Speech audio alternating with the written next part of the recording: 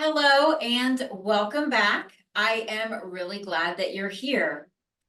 This week, I am talking with DJ Nicholson, and we are having a conversation about academics and social and how those two things can either work together or potentially work against each other in the school system. And so DJ has a lot of strategies and recommendations, and I think it's going to be a really great discussion. We have kind of similar backgrounds, just about ways that we can advocate for our kiddos in school. What are some things that we might want to consider for them? And just some things that we might not be aware of that are even possibilities for our kiddos if they're struggling in school. So DJ, please tell us all about you. Thank you so much. And thank you for having me on this podcast. I'm excited about our conversation. So I come from a very long background in special education and all things kind of neurotypical and autism and the kind of the broad spectrum of disabilities. And so I was a special education teacher for about 20 years. And then I moved over into a coaching and training position at a large district down here in Florida. And from there, I, took an early retirement and I created a business because I felt like it was so important to be able to support parents in understanding what really is best for their child. So I help parents of kids with autism and other related disabilities understand what's truly possible for their child to be the most successful in school and really get what they need embedded in the IEP and actually in place in the classroom to make sure that things are running as best that they can. Yeah, that's amazing. And I find several of my other guests on this podcast have also come out of the public school system and have gone off on their own. So similar to your story, it's also my story. I mean, I have a very similar story. I came from the public school system and was like, yeah, I'm gonna go do my own thing. So I think it's interesting how many of us follow that path. And I think one of the things that I've always felt about the way that the school system is set up is that it is set up to educate the masses, right? I mean, it's a public entity, it's a gigantic entity. And so because of that, the most effective, efficient way for the school system to run is for the masses, for the average, for the typical. And so when kids come into the system that aren't average, that aren't typical, they don't always have the best experience. They don't always have the supports that would be personalized and individualized for them. And I think it becomes easy to kind of bash the system, but the reality is that the system has to be in place for all kids, right? I mean, it has to be able to support everybody. And so it's a significant ask to expect a system of that magnitude to be able to accommodate every single child in every single way. So I just want to throw that out there because I do think for those of us that are on the special education side of it, or even the gifted side of it, the ESL side of it, I mean, whatever, cohort you want to take out of it, I think it's easy for our perception to turn kind of negative and sour. But I think the system is doing the best it can with the task that it's been given. So it's kind of my rant about. Yeah, I agree with you 100%. And I think, in this giant system, whether we look at it federally or state by state, there's so many things that have to be kind of taken into consideration. We have Common Core standards, we have different state standards, and we have, federal regulations and politics all involved.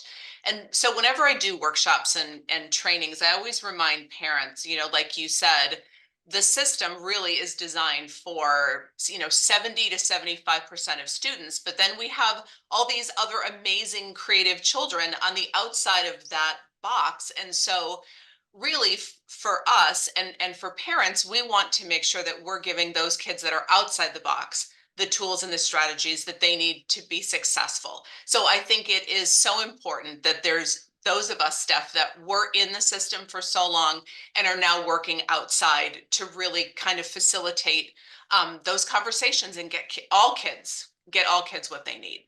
Yeah, absolutely. And I think too, one of the things that I felt as a special education teacher, I was specifically in a setting for kids with behavioral challenges. So that was the setting that I was in, and really, the unwritten job description for me was keep the kids out of trouble. Right. Like if they learn something, that's great, but basically keep them from eloping, keep them from hurting other people, I keep them out of trouble. And along the way, I recognized that most of the students in my class had significant learning issues. And so, I had a kiddo who was in 3rd grade, but should have been in 4th grade and was reading on a 1st grade level. I had a kiddo who couldn't spell, kindergarten sight words. I had a kiddo who could read on a 3rd grade level but couldn't write a story. And so it's just interesting, I think, in the special education world, because every child is so different in terms of their brain wiring and their diagnosis and just their makeup. As a special education teacher, you're expected to not only understand each one of your kiddos and how they're showing up, but you're also expected to know what to do to help them progress when every one of your children is so different. And so, for example, in a 4th grade classroom, you teach 4th grade curriculum. But in a special education classroom, I had kids from 3rd grade to 6th grade, and we were all over the place academically. We were from kindergarten to 6th grade academically. And then, again, you can have some kiddos that have social challenges, behavioral challenges, hearing challenges, vision challenges, dyslexia. I mean, you can just get so many different things in a special education classroom that I feel like it's an impossible task for a special education teacher to truly be able to help each child perform at their best, because there's just so much going on and so many different kids. There is. And, just to go back to what you said initially about how you worked with kids with some behavioral challenges, the big focus, like you said, was, keep them out of trouble, keep them from hurting kids. But I am a big proponent of, I don't like labels. I know sometimes we have to have that to get a broad, maybe a broad picture of a child, but really it's about looking at what do they need as individuals. So like you were saying, and I started my career also with kids with behavioral challenges, and it was so many of their challenges, obviously were due to some, social and traumatic things that had happened, certainly, but there were also so many academic challenges Yeah. that were kind of, those were secondary. But I feel like too, if like as a new teacher, if I had the tools to support them in a different way that would have amplified their academic successes using classroom assistive tech and things like that, it might have propelled them in a different learning direction than Yes. kind of staying stagnant and stuck in that, because socially, I mean, my experience is so many of those kids had heard like, you're low, you're slow, you can't do this, you're not going to be anything. And they're just kind of bombarded with all of this negative, all of the things that they can't do. Mm-hmm. Rather than lifting them up and having, teachers and other people around them that can give them those little, support pieces that are going to elevate them. Yeah, absolutely. And I think that kids start to figure this out whenever they start school. So for most Right. kids, that's when they're 5, right? For some of our kids, that may be when they're younger. But I think kids start to figure out really quickly when other kids are starting to read and they still don't understand the alphabet. or when other kids are starting to add and subtract and they have no numeracy concepts. If you're talking about social behavioral, I think kids start to learn in kindergarten that other kids are getting praise and attention, and they keep getting in trouble for not being able to stay in their seat or for blurting out. So I think kids start to recognize the differences as soon as they start school. And like you said, 70 to 75% of the kids are moving along, they're progressing, they're following the plan. And then you've got these other kiddos that not only are they not following the plan, but they recognize that most of the other kids are. And so I definitely think that a lot of behavioral challenges in the school system are because our kiddos have recognized at an early age that they haven't learned to read, or they aren't able to sit in their seat and participate like everybody else. I think the two of them absolutely go hand in hand. And even so, I have students in my program at Starfish Social Club that are not in special education because their academic skills are very strong. But by definition, by default, being autistic or having ADHD, they have executive functioning challenges by default, right? And so just because they're passing all their classes doesn't mean they actually know how to plan their week, or doesn't mean they actually know how to take notes, when they get to college, or that they actually know how to keep themselves structured and organized. So I think there's that, as well as even some of our kids that do well academically, they still don't necessarily have the same skill set as the majority of other kids. Right. And I think, one of the things that you said about, they see other kids doing the right thing, or they know that they're not doing the same thing that everyone else is doing. Ideally, I would love to see an educational system where we don't expect all kids to do exactly the same thing at the same time in the same way. So one of the things that I like to suggest, both to teachers and to parents when they're kind of sitting around that IEP table, is to understand that, not every child is going to do well sitting in the blue plastic chair. And so whether it's blue or black or brown, in schools, we all know what that is, that standard classroom chair. That it's okay if you have someone that stands up or sits on the floor, and that we give all kids opportunities to be in the classroom in spaces that help them be their very best self, help them be independent, and help them stay regulated and centered.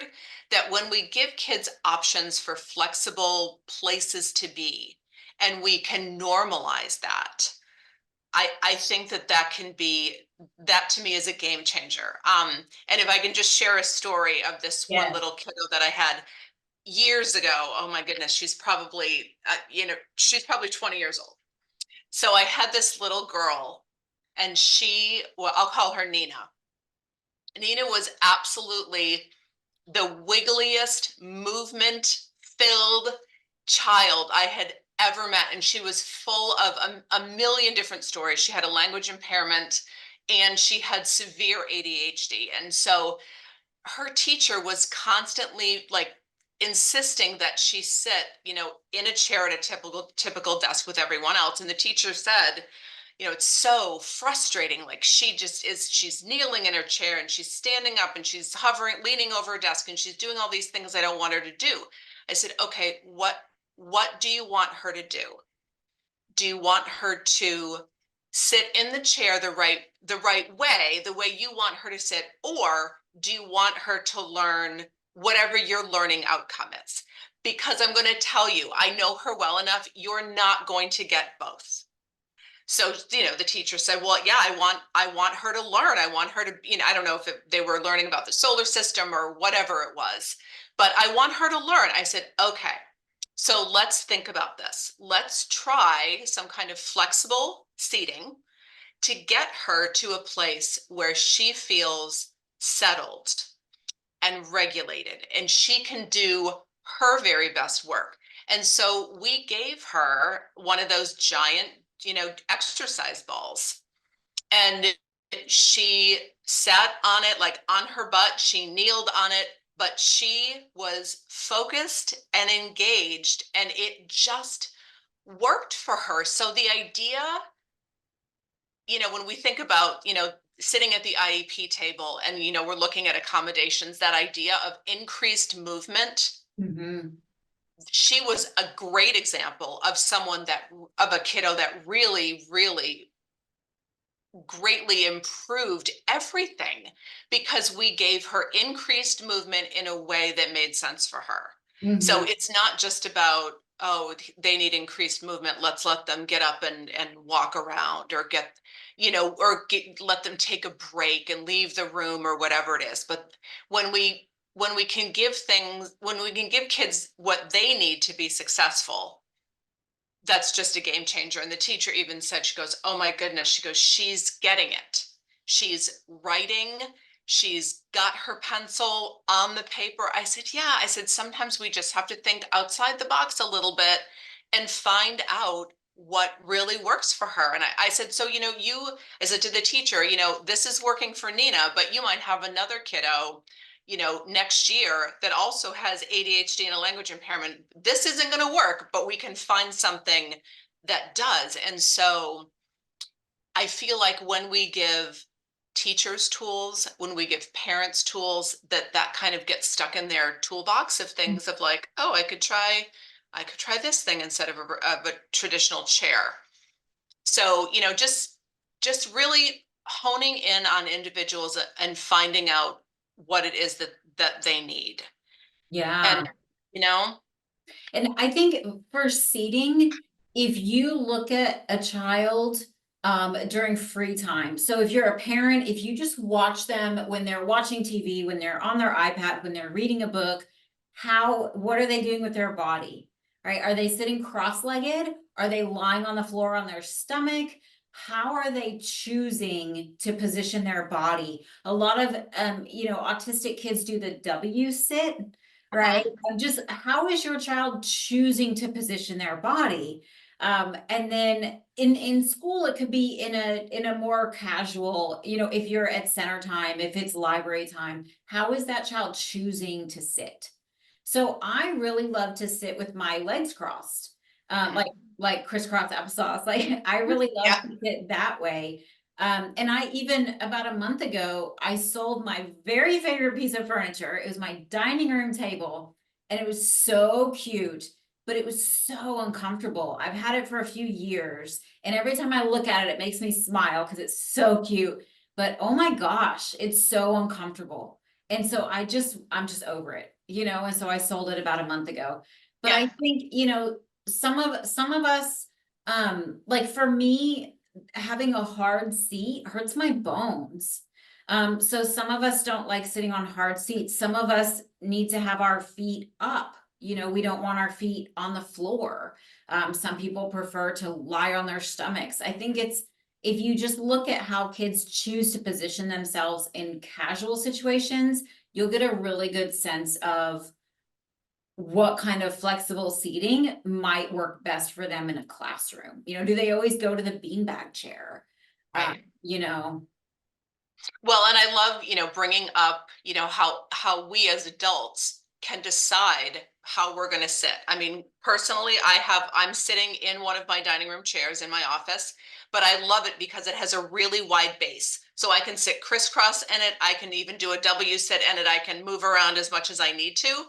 But as adults, we can decide how we are going to feel settled, and we have much more control and knowledge over executive functioning too. But for kids, it takes, I guess it's two things. It takes, at home, it takes the struggle out of things like homework, where you don't have to insist that they sit at the dining room table. You want them to do their homework. So if they do that better, lying on the floor, sitting in a beanbag, sitting on the couch watching TV, great, because that's the outcome. You want them to be finishing their homework. The other piece of that you mentioned, whether they're on the floor or sitting with their feet on the floor or sitting crossed. That's that whole idea of like being positioned for learning. Mhm. And, there's trainings out there. I was fortunate enough that I could attend a whole bunch of them, but it's so important for kids to be positioned to do their best learning. And so for a lot of kids, it is having their feet on the floor. It is being grounded. It's sitting in a chair or a ball or a stool, whatever it is that fits them. But for other kids, it is about, I've seen kids sit, it looks like they're crumpled in a little ball sitting on a chair, but they're ready to go. Yeah. Like that is what, when you watch them and you pay attention and you look at, I guess, whether you're a teacher or a parent, but you're looking at them through just really clear eyes, and you're just watching to see what they do, and you get that sense of what's going to benefit them. And so if you have a kid that likes to sit, it's like their butt and their feet are both on the chair and their knees are up here, and they're typing or they're doing whatever they're doing. I couldn't do that, but it works for them, and I think that's huge. Yeah, it was just reminding me, I have a student in our in-person program and she's older.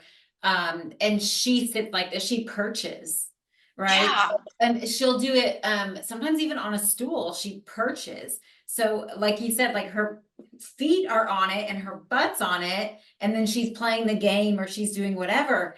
And my only challenge with that is when she does it in a chair, if we have, cloth chairs, her shoes start to damage the chair. Well, when we're in person, I don't care if you wear your shoes. And so Right. that's a super easy solution, right? Oh, remember you can take your shoes off and then you can have your feet on the chair. So yeah, I see kids sitting all kinds of different ways. And it reminds me a lot of the conversation I have often about eye contact. It's a very similar Yeah. concept of what you were saying. Do you want this person to look at you while you're talking, or do you want them to be listening to you? Because Because those are very different things. yeah, yeah. So if I do recommend that kids have their body facing the conversation, but they might be looking away, they might be looking over you, they might be looking down, but their body facing the conversation is a great clue, right? But just know that you're most likely not going to get someone who's going to look at you and be listening to you at the same time. So if you're expecting one, you're not going to get the other. Right, right. So along those lines too, when I was a coach for in the public school sector, I was working with a teacher. She actually had a group of kids that all had some behavioral concerns, and she had two boys in this group that liked to doodle. And so they were working on, kind of auditory comprehension. She was asking them questions and kind of guiding them through this book in a way where they could, visualize what was happening in the story. I mean, the lesson was wonderful and very rich, but she was insisting that they not doodle. And so I asked her, I said, why do you think that they do that? She says, well, I don't know why they're doing it, but they're not paying attention. I said, how do you know? She says, what do you mean? How do I know? I said, how do you know that they're not paying attention? How do you know that they're not making some connection between what they're doodling and what you're saying? So just hear me out. I said, just let them. Let them. Because again, it goes back to what's your learning outcome? Do you want them to be able to answer some maybe explicit questions, or do you want them to stop doodling? Because because what was happening is, I don't want you to doodle, I'm going to take your pencil. And so there's the snatching of the pencil, and then there's, we've seen it, there's chairs flying, and now there's total disruption. So I said, let's just bring it back. Yeah. Look there, when you're teaching this lesson, I want you to assume, I want you to presume that they're competent and they can do this in their way that makes sense for them. So let them doodle. and see what happens. But like, keep the calm, Mhm. keep the peace, and respect that maybe they need that to focus on what you're saying, and so they're not thinking about, what happened this morning before school or what happened in the neighborhood last night. That doodling is helping them really hone in to what you're saying, and then ultimately, what they're comprehending. Yeah, absolutely. When I had the in-person classes, I had activity sheets that go along with the lesson, and I would hand them out first, so that the kids could doodle on them if they wanted to. And even now that we're on Zoom, I can see when kids are doing other things on their computer. It reflects in their eyeballs. Don't tell them that. But you can also tell by where kids are looking, right? I mean, it's actually pretty easy to tell when kids are doing something else, but I don't care. I don't care if they're doing something else as long as they're still engaging and participating and doing what we're doing.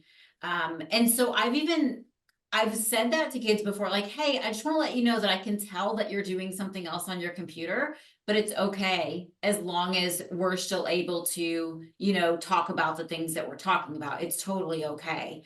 Right. And sometimes I totally relate to this as well. I have kids who, something will be said or something will come up in the group and they'll want to Google something. Right. So maybe we're having a conversation about a movie and somebody wants to Google something about the movie. I do the same thing. Right. Like I like Google exists for a reason, Yeah. and there is not a question that I will not find the answer to.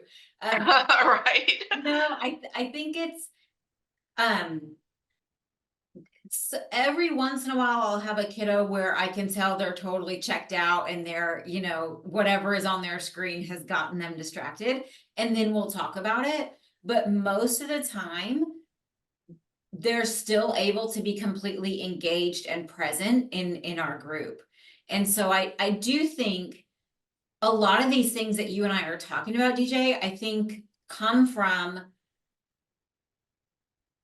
the traditional concepts of what learning looks like, right? The traditional standards, and I had a kiddo recently, who was from a charter school it's a nationwide charter school network. And it's very big on kids being advanced. So if you're in 5th grade, you might be doing 8th grade things. Mhm. And I asked him, what's your favorite thing about your school? And then I asked him, what's something that's difficult for you at your school? And the first thing he said, he's elementary. The first thing he said when I asked him what's difficult is he said, learning position. And I said, what is learning position? And he said, in my school, one of the rules is that you always have to be in learning position or ready to learn position or something like that. And he said, you sit in your chair and you sit up straight and you have your arms on the table and you're looking at the board, the teacher, whatever. This is learning position. And I immediately felt a little bit nauseous when he said that. But even in my groups, in my program, he would sit like that. Even in my program where you could be lying on the floor, like I don't care. And he would sit like that. And so I think he was third or 4th grade, but Mm. it was important to him to be a quote unquote good student. And so he internalized that concept of learning position and would do it even in my setting where I actually would prefer that you didn't.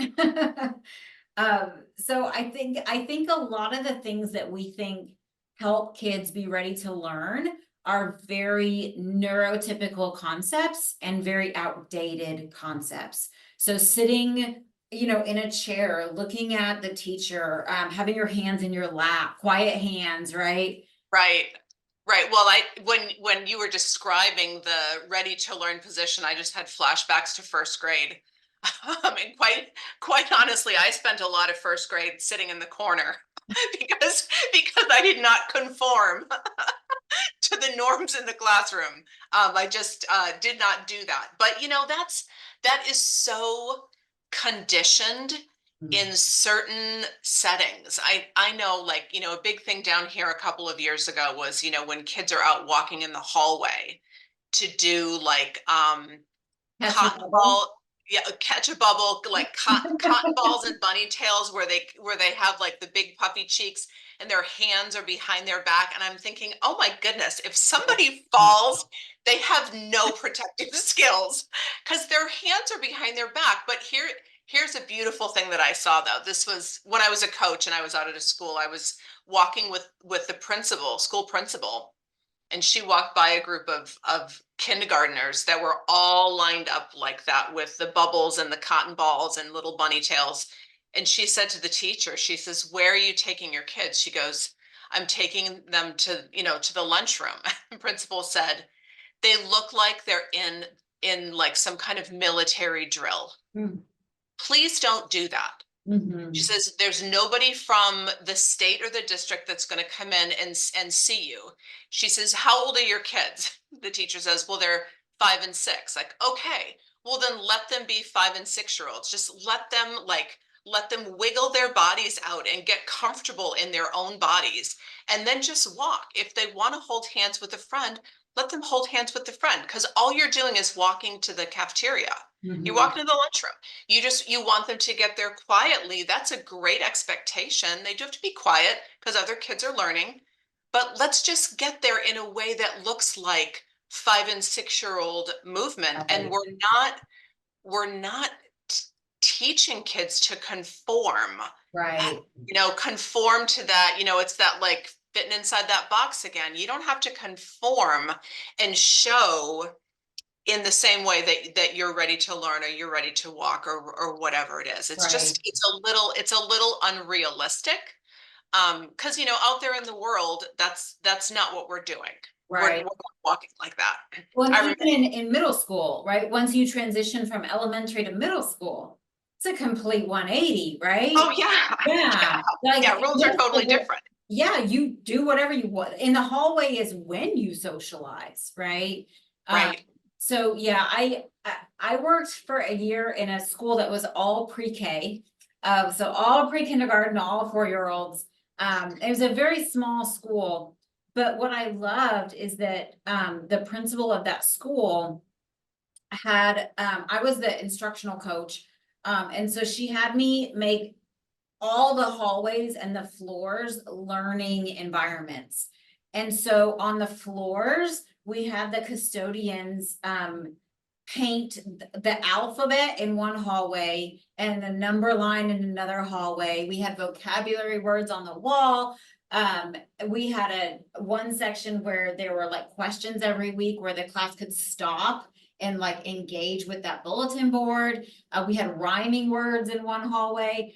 And so it was anytime you're going somewhere, it's fun, it's enjoyable, it's engaging. And yes, we also want to teach kids to be respectful of people around them, right? We're not going to Right. haul in the hallways. But another thing is, I think, um, for example, when I have my program in person, I don't ever have expectations that kids leave their phones at home or give their phones to their parents. Everybody is welcome to bring their phone as long as they use it appropriately. If it becomes an issue, then they might not be able to bring it back next time. But as long Right. as it's put away while we're having class, or if you ask permission, if you want to Google something or, whatever. Mm. And I've only had in 8 years, maybe 2 situations where I've had to ask somebody to leave it at home in 8 years. And so I had a kid ask me one time, why don't you just like tell everybody to leave their phones at home? And I said, because then you would never learn how to use it appropriately in a social context.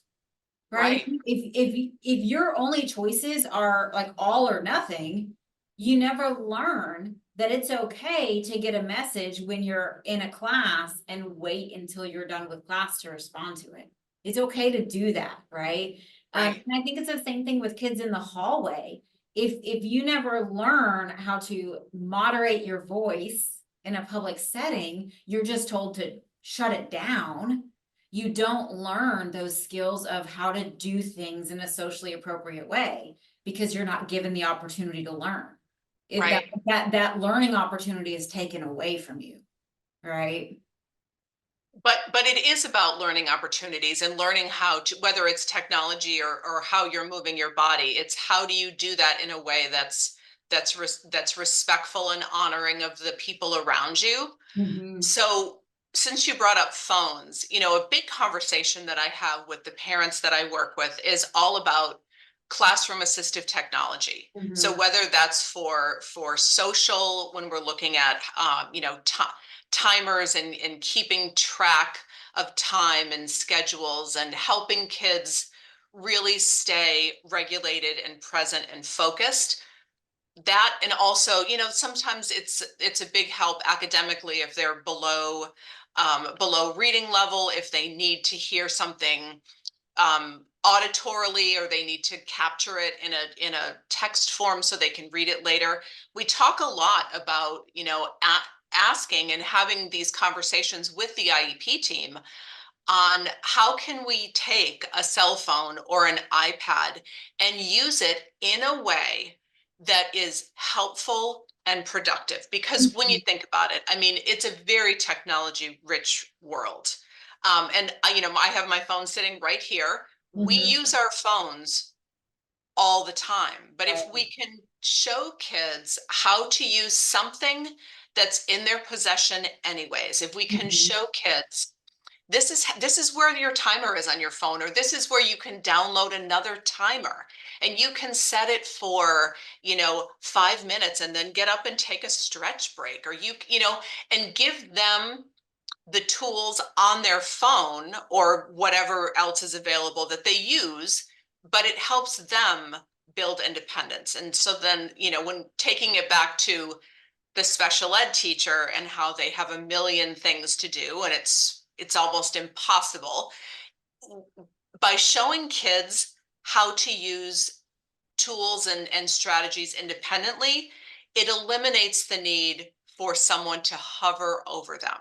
I Mhm. see that a lot, that there is, a teacher or an associate, a paraprofessional that's hovering over the student, pointing on what they should do, or saying like, okay, 5 more minutes.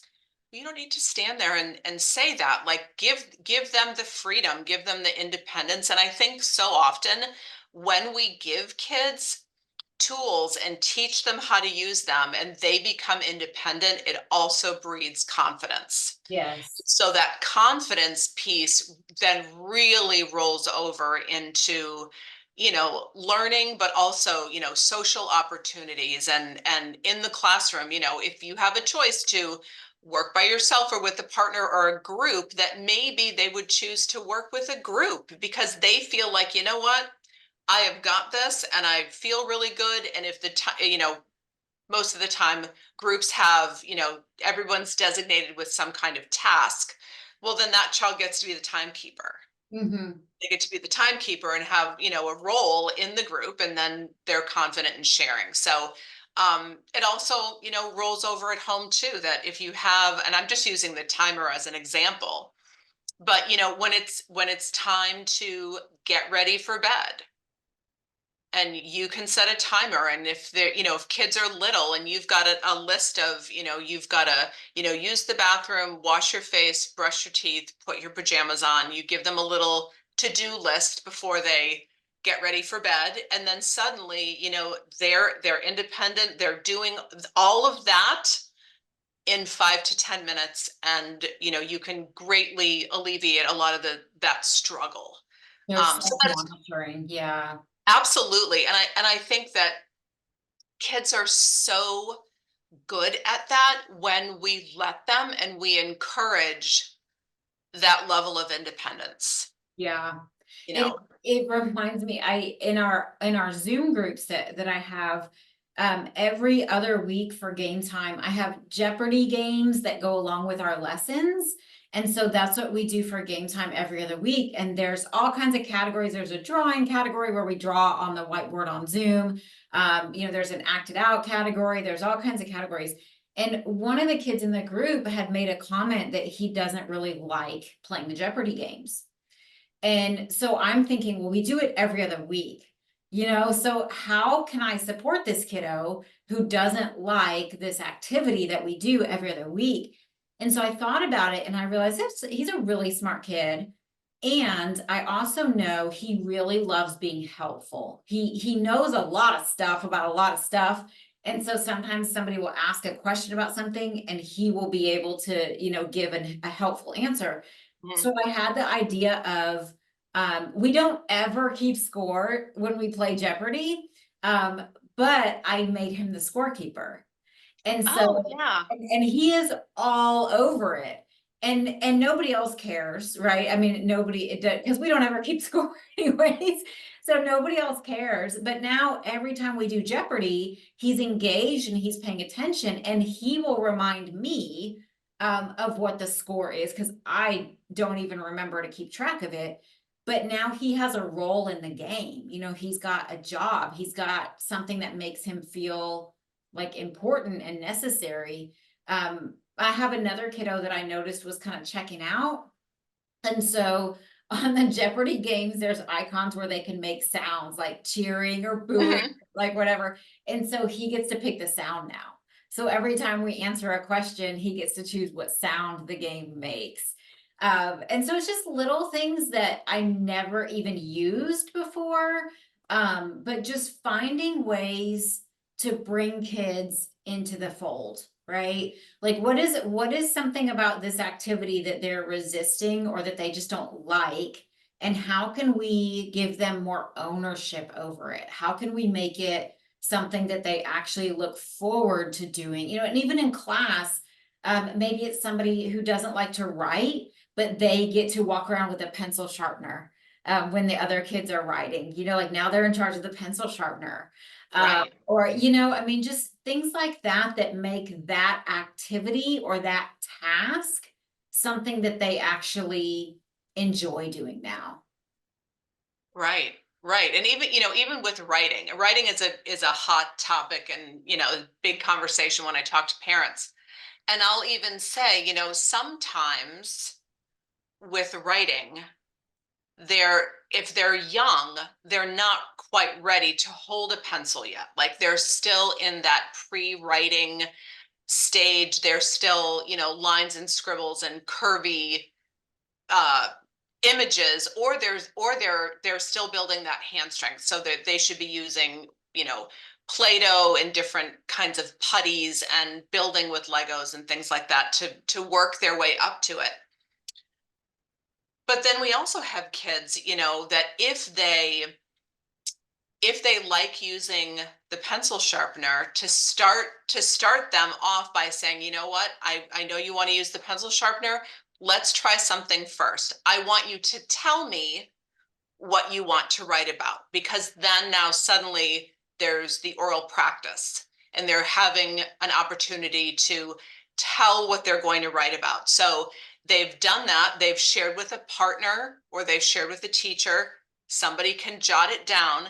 But then as they're walking around with the pencil sharpener, they're thinking about their writing, because it's coming from here, and they've already done the hard part. Mhm.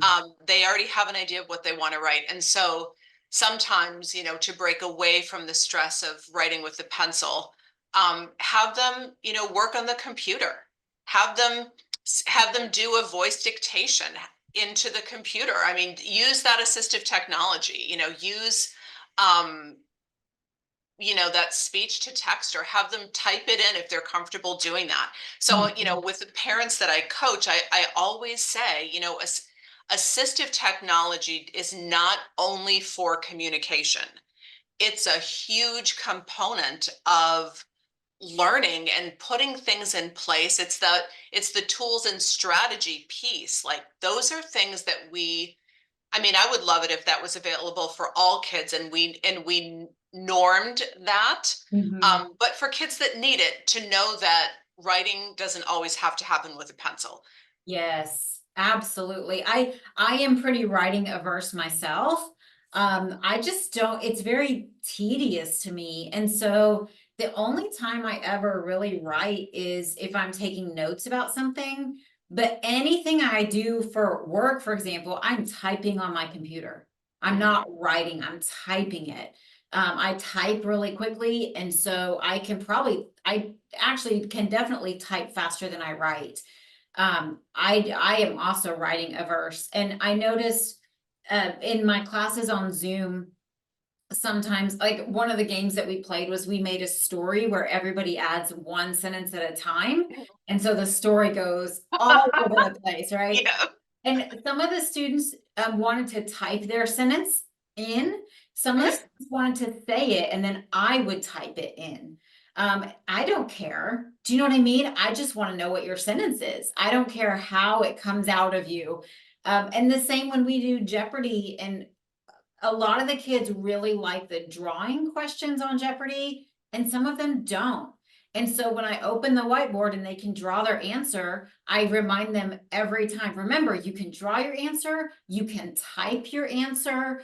You know, you don't have to draw, you can do it however you want to. And so it's just thinking about, just like everything else we've been talking about, what is your end goal? And Right. what are some different ways that you can get to that end goal? And even doing the stories, I don't have kids that resist adding a sentence to the story because they don't have to write it. They can just say it out loud.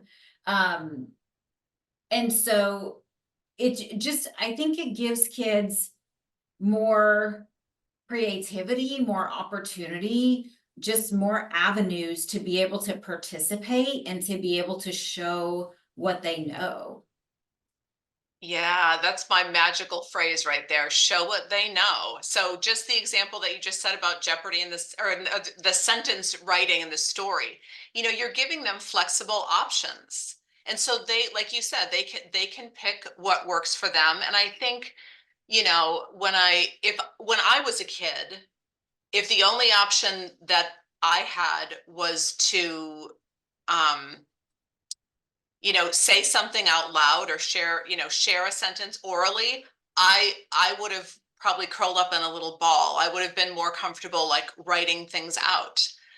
Just like, there's some kids with, back to Jeopardy, that if you asked every kid to draw something, they're not going to want to draw. But I think even with the drawing, whatever they draw, that it's celebrated. So if they're drawing a person and it looks like a stick figure, because that's what I draw, that we celebrate, like, oh my gosh, I could totally tell that's a lady, and oh, that's so awesome that you did that, rather than, oh well, that doesn't look like, you know. You know so number one, I celebrate the idea. So Mm. oh, like, you're talking about when this happens, like, that's such a great thought. And I celebrate how everybody in the group has a different perception of what we're talking about. So I'll share Right. that, right? Look at how all of you guys interpret that differently. And then sometimes if somebody says something about somebody's drawing, or like if somebody misspells a word when they're typing, sometimes somebody will say something about that. And I'll say, isn't it so cool how all of our brains are different? And we Ah. all have different things that are easy for us and that aren't so easy for us. Isn't that really cool how we're all just different? And then that seems to completely diminish that whole conversation. But yeah, I praise their idea instead of how their idea is, coming across. So whether they're writing, whether they're drawing, whatever it is that they're doing. I even had a kiddo that was new to the group and didn't really understand that we were drawing about the question in Jeopardy. And so Mhm. he was learning how to write his letters. And so he would get on and draw the alphabet. And Mhm. it would just, like, every week he would get further and further, And so I was like, oh, look, this week you added 3 more letters.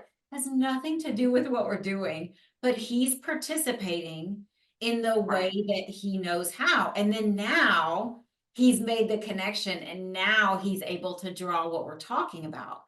But I'm just grateful that he's participating, like he's doing the best that he can do.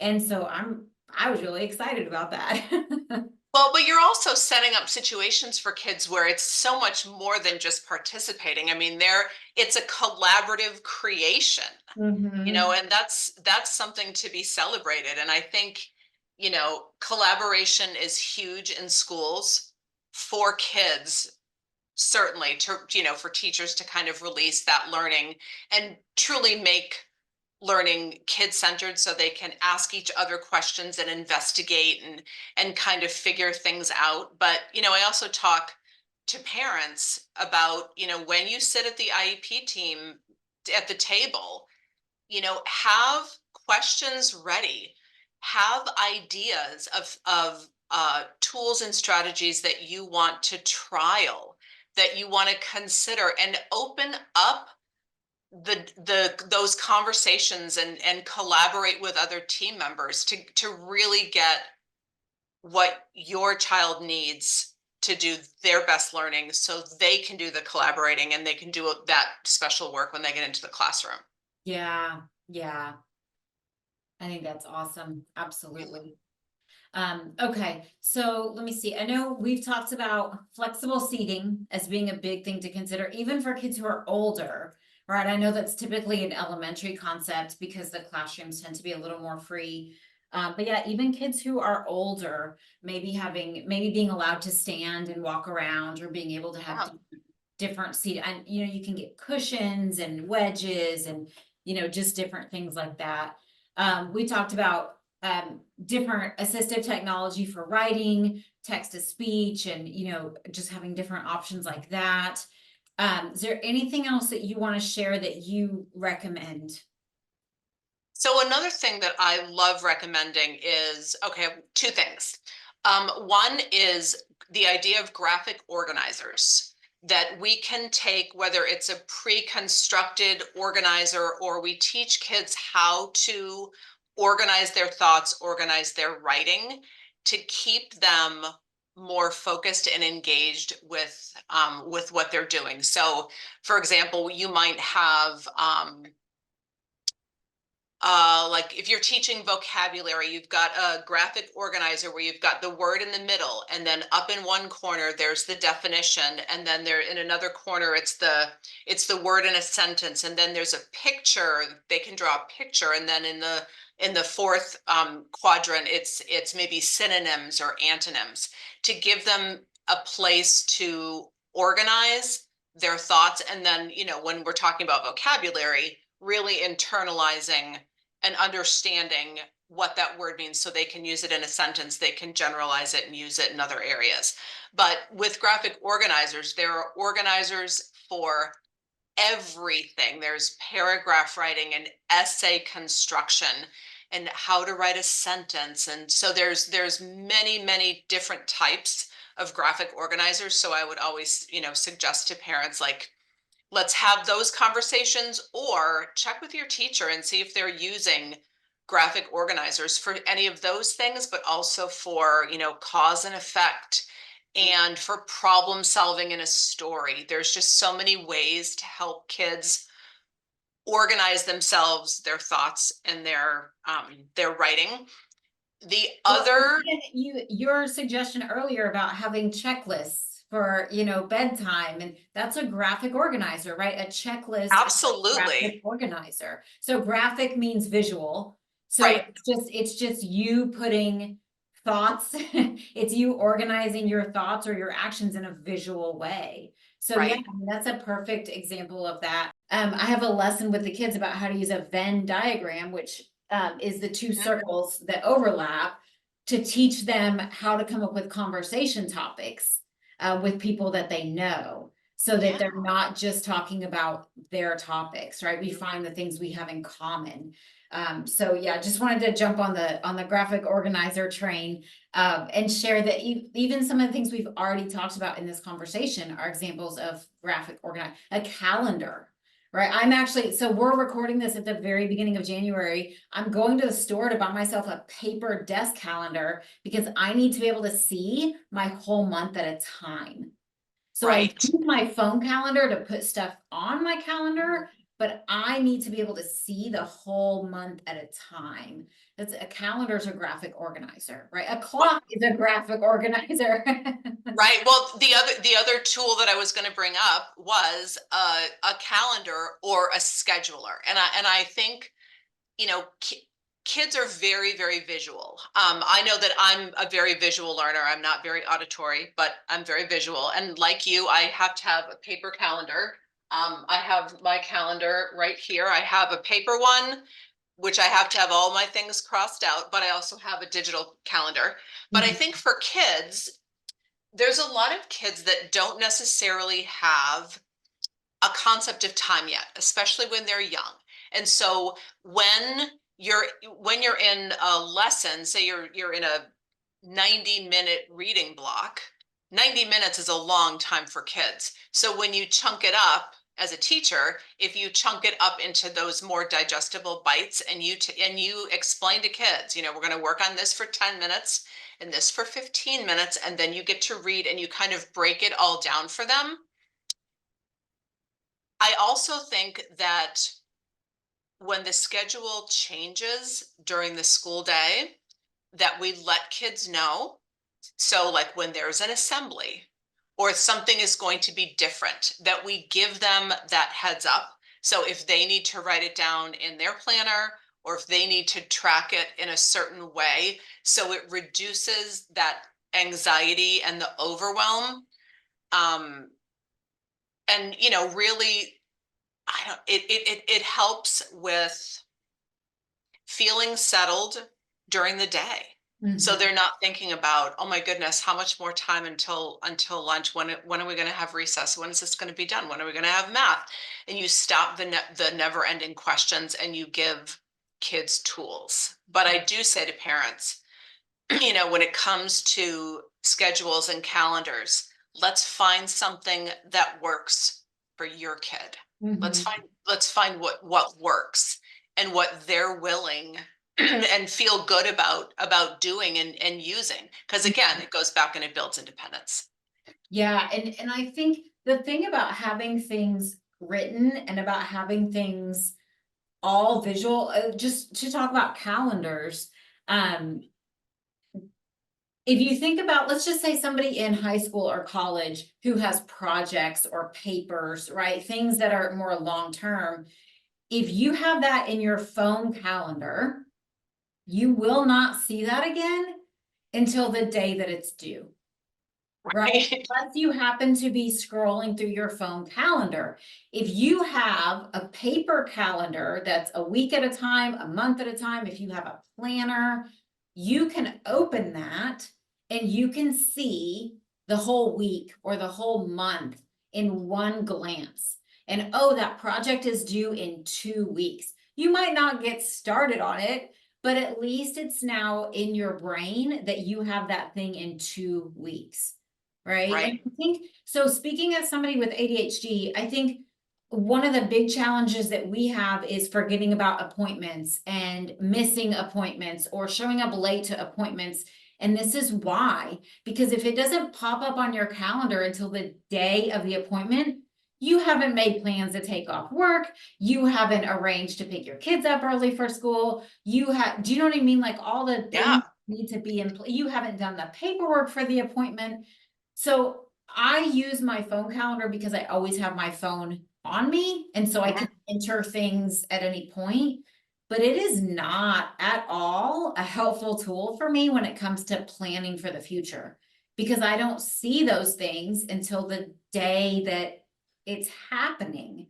Right. So I do think, obviously, you know, I'm a big fan of technology in every sense of the ways we can use it. But I do think that's one of the limitations, is that it doesn't give us a big enough picture of what we're looking at. Right. Right. Well, and yeah, I'm just thinking about, you know, my calendar and my digital calendar, everything is color coded. But I would have I do professional development for private schools, and I would have to, on my digital calendar, schedule the professional development and then work backwards and give myself time in order to plan. Mhm. Because otherwise, like you said, it gets to be the day before or the week of, and I'm like, oh my goodness, it's gonna be a late night. Yeah, yeah. I think it's just one of the difficulties of having things on an electronic calendar. I do know the system that I use to make appointments for Starfish Social Club. So it could be a podcast recording, it's an appointment with a family, whatever. The system that I use for my time, for people to, have a meeting with me or a podcast, I have it set up to where it sends a reminder a week ahead of time. So if you booked it, Mhm. ways out, you get a reminder a week ahead of time and a day ahead of time. I know. Yeah, because otherwise one of us probably isn't gonna show up, you know? Right. And the same with the schedule for my students, it goes out 24 hours ahead of time. Even the classes that are the same day, the same time every single week. It's just a remind. Sometimes we forget what day it is, right? Right. Sometimes we Yeah. forget that today's Tuesday and my kid has class tomorrow because tomorrow's Wednesday. So Right. I think it's um utilizing reminders, but most like on my phone, my reminders are set to an hour ahead of time. Mhm. Well, that's not super helpful, you know? Right. But yeah, that's why anything related to the business, I have 24 hours ahead of time, or if it's longer, I have it a week ahead of time. And also, if if you get to a week out and you realize, oh, I scheduled this 3 weeks ago and I'm no longer available, you now have a week to be able to reschedule instead Right. of an hour ahead of time being like, oh, I'm not even in town right now. Right. Right. Yeah. Super helpful for kids too, to just build up that responsibility piece and independence. Yeah, yeah. And really, I mean, we've talked a lot in this conversation about how we use tools. Mhm. Yeah. And I think one of the things that I really want to bring home with this conversation is that there is definitely a significant correlation between our kids' academic success in school and their social success. And it goes both ways, right? If you have kids who are struggling academically, it affects their self-esteem. Also, people in general are much more willing to be known as the class clown or the kid who acts out, as opposed to the kid who can't read or the kid who can't stay in their seat.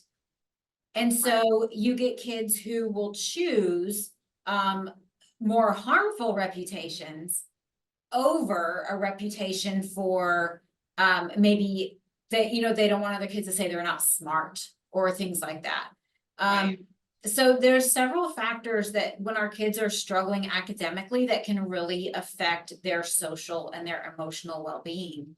I think sometimes kids even can feel inferior to other kids. And so then they are much less likely to try to be social with other kids if they feel like they can't keep up, they're not on the same level.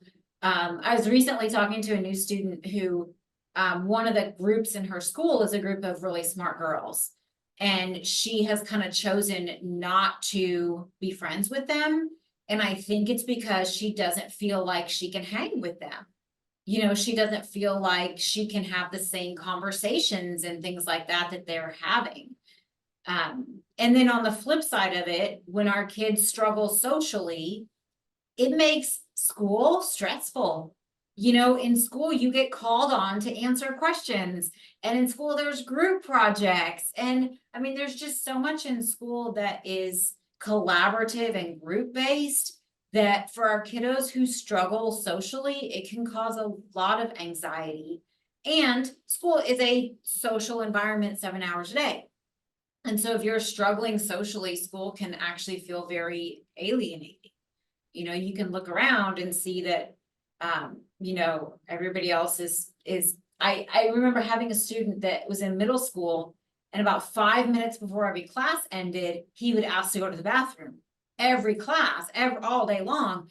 And so his teacher's just like, I'm kind of medically concerned about him, that And so I realized, I went to observe him and I realized that that's about the time when people start packing up and all the kids start having social discussions. And he does not know how to do that. And so everybody around him is, they're talking about their weekend, they're talking about, you know, whatever, and he doesn't know how to do that. And he didn't have anybody to do that with. So he's just going to the bathroom. He's just checking himself out. So it can go both ways, you know, social Right. challenges can cause academic challenges can cause social challenges.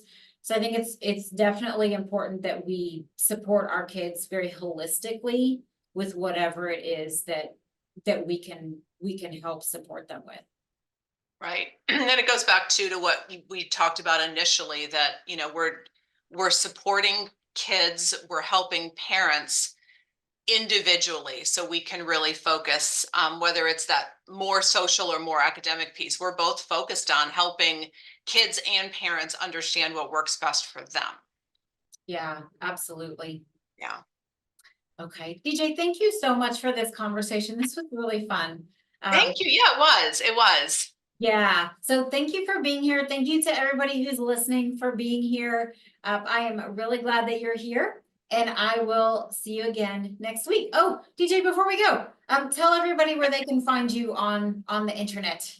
So you can find me on all the socials. My business is called Inclusivology because it's important that all kids are included in learning, in their own learning. And so I have a website, it's inclusivology.com, and folks can email me at dj@inclusivology.com, but I'm on Facebook and Instagram and all the big social pieces. Okay, awesome. I'll put that in all of our notes.